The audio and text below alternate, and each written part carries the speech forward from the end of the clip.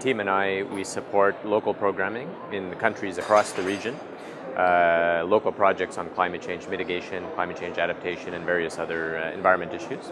I think it's critical for the GCC to move to a low carbon pathway, development pathway, and connecting the climate agenda to the local development agenda, including the economic diversification, economic development agenda, is really quite central.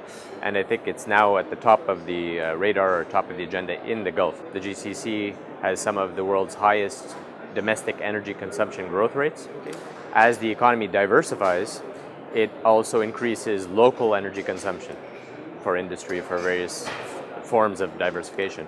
So there's been a diversion of energy export capacity to domestic energy consumption needs.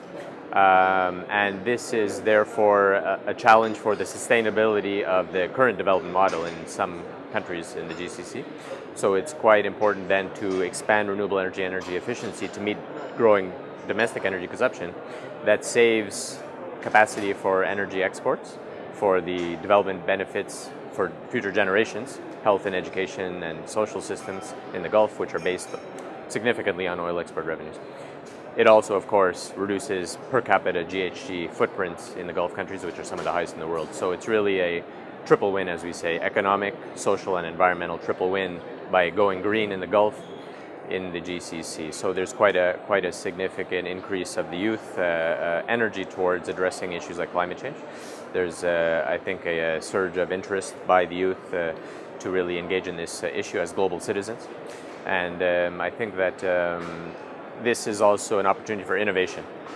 So I think it's not just about technical solutions, as you say. I think it's also about engaging the creativity and innovation of the youth in all the GCC countries, actually, to really achieve some of those global objectives and aspirations that some of the leadership has put forward. So we're really looking ahead to really looking at the road through Paris to Marrakesh to COP22, where the important implementation agenda will really be detailed and fleshed out. 2015 is such a critical year for the development agenda as well as the climate agenda. On the development agenda, the launch of the Sustainable Development Goals at the General Assembly in September really create the basis for a more integrated, holistic approach to achieving various elements of the Sustainable Development Agenda, including climate change. So from our perspective, it's really about connecting those low carbon solutions, energy efficiency solutions to a broader rethink of development policy. How do solar solutions or energy efficient solutions help achieve goals of water security through, for example, solar irrigation? How does innovative finance like insurance sector help improve the resilience of farmers through climate indexed insurance? How do you de-risk, reduce the risk for large-scale investment into renewable energy for scaling up to meet these targets by engaging the finance sector, and institutional investors and the private sector for greater ambition.